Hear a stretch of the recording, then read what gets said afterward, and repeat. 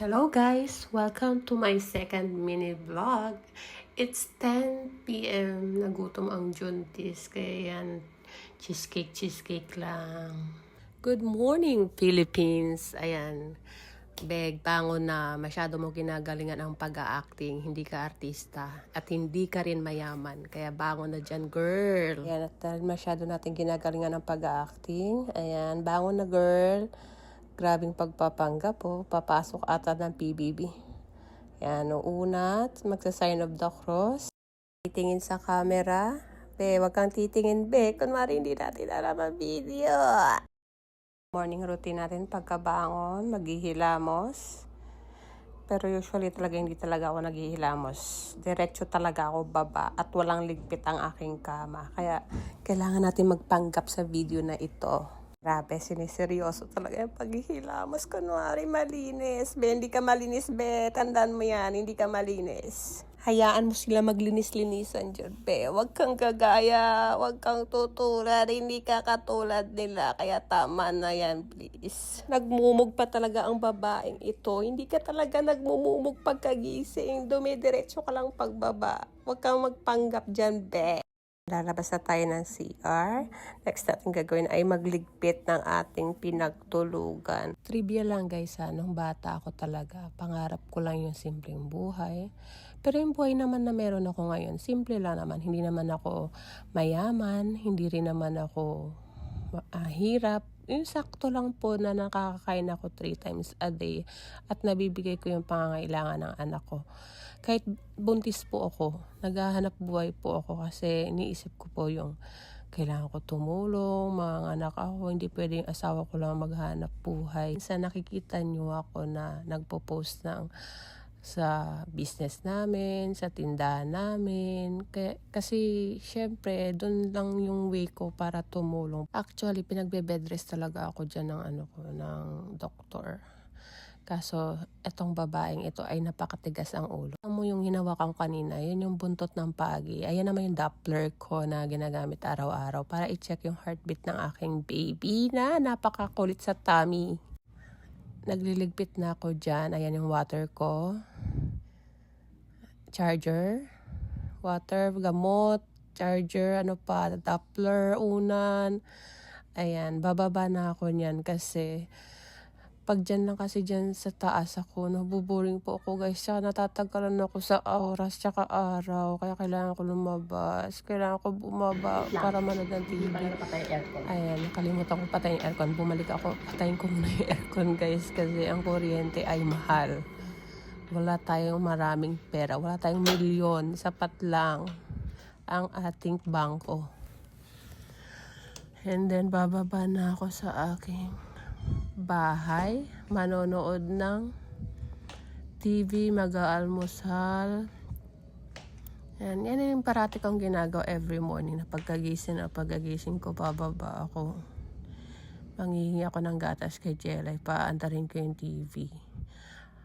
Yan, parati ako nakikinig ng about dyan sa misa ng Pampanga. Pampanga yun basta mga ganyan. Sa Pampanga yan, lagi ko yan pinapanood, tsaka pinapakinggan yung salita ni Father. Tumatatak naman sa puso ko, kaso nga lang, natatamaan din naman talaga tayo sa mga word of wisdom nila Father.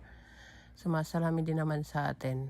Pero may mga pagkakataon talaga na mga negative na tao. May mga times talaga na mga taong mahilig magparinig, pero sumasalamin naman sa pag-uugali nila. Umiinom na ako ng Anmam guys kasi kailangan ko yan. Kailangan ng baby ko yan. Walang ibang may kailangan yan kundi kami. Kaya kahit na umay na ako, inom pa din. Nakita mo yung baso ko na yan. Sobrang tagal na yan guys. As in siguro mga 4 to 3 years na siya sa akin. Wala lang, basta maalaga lang ako sa gamit ko. Pero usually talaga nagchichit ako uminom ng kape, ng Great Ice White. Kasi talagang nauumay talaga ako. Kasi every morning at saka every evening ko iniinom yung Anmam. Siyempre, ikaw ba naman, araw-araw mo inumin, gabi-gabi mo inumin, hindi ka ba mananawa? Kaya naghahanap ako ng kape. Pero etong time na to, makahingal talaga mag voice over, no? Kasi dire-diretso, walang hinto-hinto. Ayan, tapos ko ay dumating si nanay, galing Amlap. Yan ay. Every morning talaga dalawa kami niyan nanonood. Mating na nga yung pinabili nating pandesal kay Jelay. Ayan. Favorite ko yan every morning na almusal yung pandesal with kape sana. Kaso ma'am ang natimpla. Nagpakuha ako dyan ng palaman kay Jelay kasi parang mas masarap yung yung mayonnaise sa pandesal. Ang pangalan pala niya is sandwich bread. Ayan, yung nakikita mo. Bilis ko kumain dyan. Alam mo, patay gutom. Asta namin sa Panginoon. Pasalamatan natin ang Panginoong ating Diyos. Marapat na siya ay pasalamatan. Ang manaming makapangyarihan, tunay nga marapat ikaw ang aming pasalamatan. Ayan, iinom na tayo ng gamot dahil kailangan natin uminom na. Ayan, pampakapit. Dahil kailangan siya inumin ng 6 a.m. Kaso, anong oras na? It's 7 a.m. na. Pero kaya rin pa naman habulin. Buhay niya sa aming kaloob. Pag-asa ang dahilan ng pagiging handa para sa pagbabalik niyang totoong dakila. Kaya kaisa ng mga anghel. And then next, ang ating virus. Dahil kailangan natin ito para sa ating dugo. Actually, once a day lang naman yan siya. Iniinom.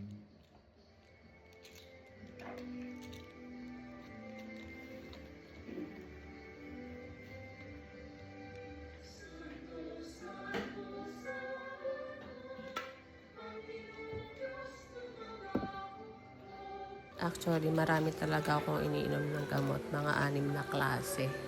May Dupaston, pampakapit. May progesterone, yung sinasalpak sa puwerta. And then calciumate, multivitamins, and then Virus, at saka yung isa na para dun sa cervix ko. Yung Dubilant ba yun? Ayan. Kahapon lang ni-start yung Dubilant kasi kahapon ako nagpa-ultrasound. Kaya kailangan siya i-take 3 times a day every 8 hours. Kasabay ng aking Dupaston every 8 hours. Ay ang progesterone na yan. 2 tabs a night yan pinapasok sa puwerta.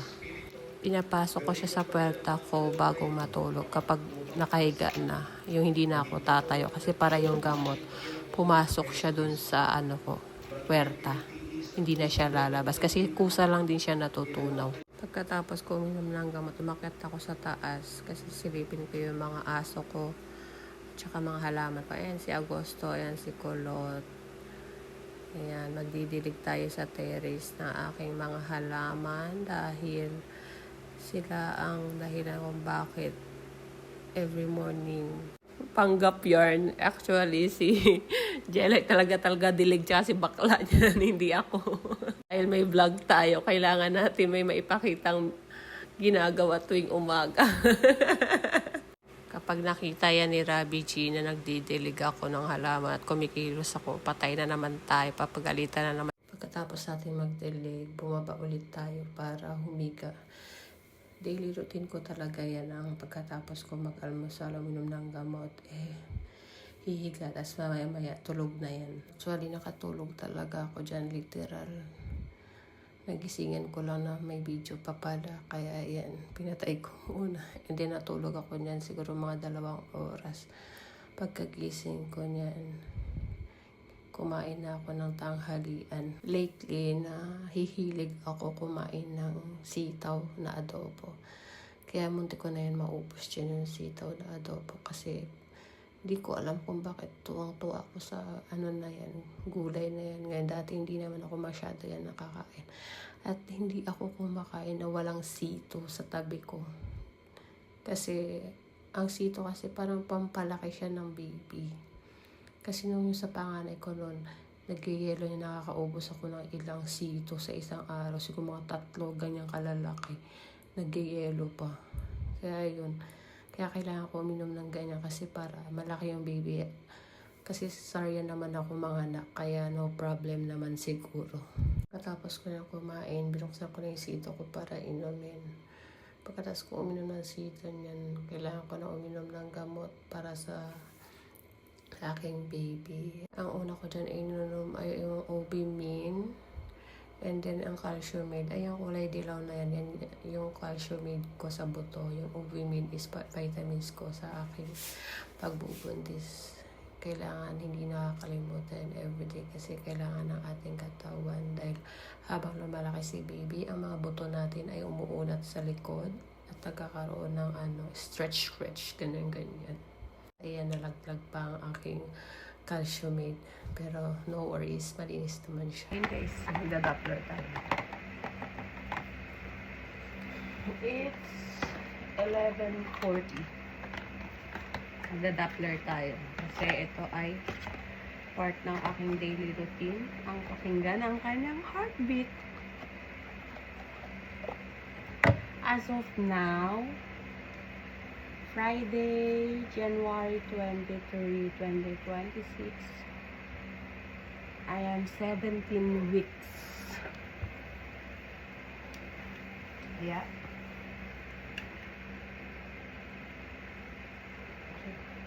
Bigat ko.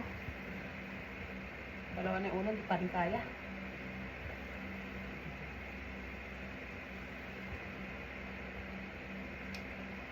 So, back na tayo guys. Alam mo ba, mas madali kapag nakaupo. Nadali ko mahanap ng heart.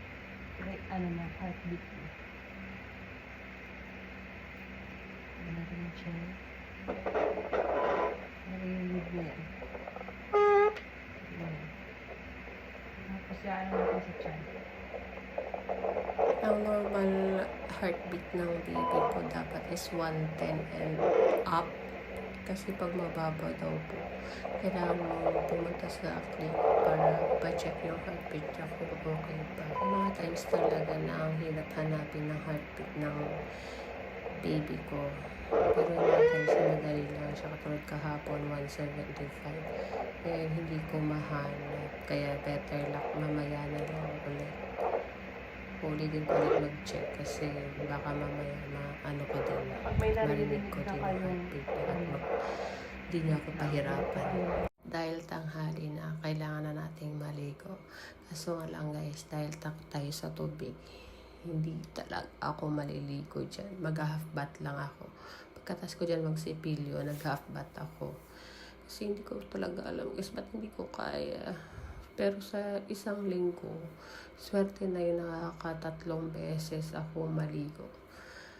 Ay nako, ganun ba talaga pag lalaki yung Pero kasi sabi nila pag lalaki yung anak, tamad na tamad ka doon maligo. Pero kay Pidang kasi hindi rin naman ako naliligo eh. Diba? Mga pala desisyon sila. After ko dyan mag-half bath. Ayan, lumabas na ako. Ang CR, nakapagpalit na ako.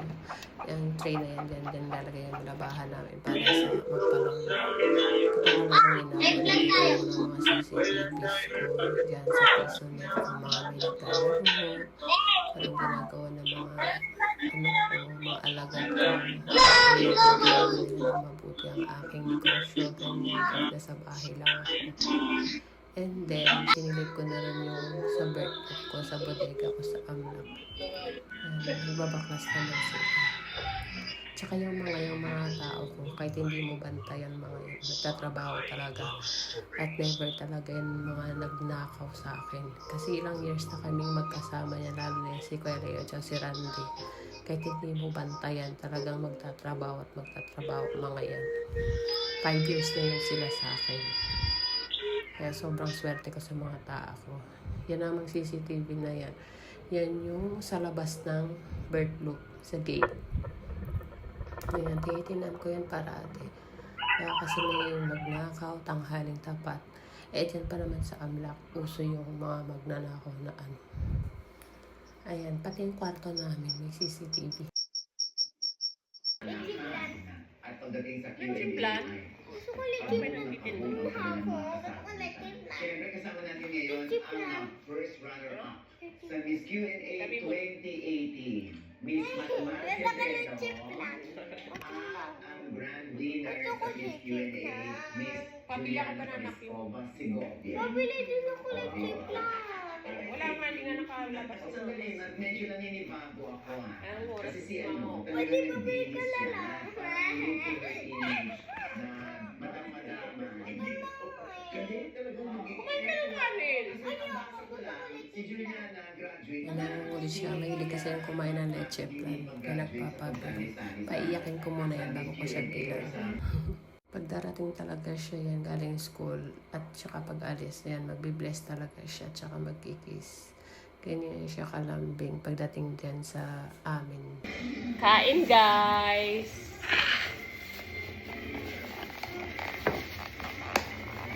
Ihatiin mo kasi ibigay mo sa kanila yung ibang sabaw.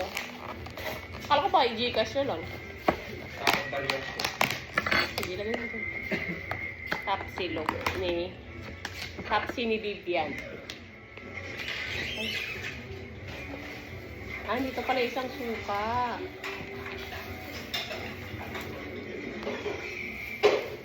Ito para mamayang umaga.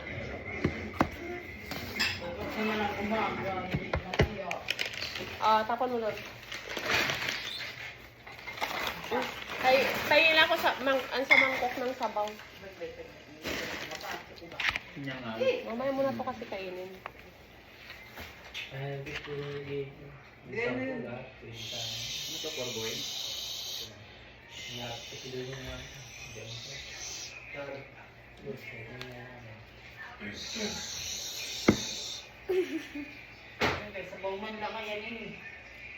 Bigay mo doon sa kanila. Nilagyan kasi ito ng suka. Ang tapsi. Kain po. May libre kaming sabaw. Hindi nga. Naman tong ano ko. Baka maubusan ako Ay. Kita mo naman pag Nilaga nga yan. masarap pa. Kayo na nga binigyan ng sabaw. Idang kalat. Ang kalat, wala na kahit anong kalat. It's 7:35 ng gabi. Balita to, bumili yan. Animal kayo. Ay. Gong rebelya. Tapos kaya tas pakulong kayo dun, para salta nyo. Sarap. Sarap din nyo.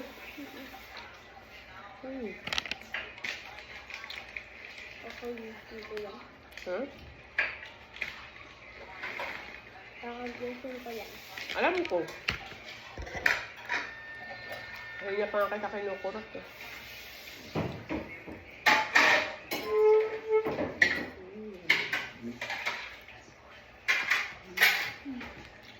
Ika pa. Kaya mga kapin. Si Mayor, may kaya siya sa akin. Mayor pa sa ano sa kulungan sa Batangas. Kumusta? Makit na ako ng taas kasi matutulog na ako kasi alas 8 na. Pinaandar ko pala yan yung aircon. Hello? Hi guys. It's already 8:46. And yung bago matulog. And Ma'am Choco.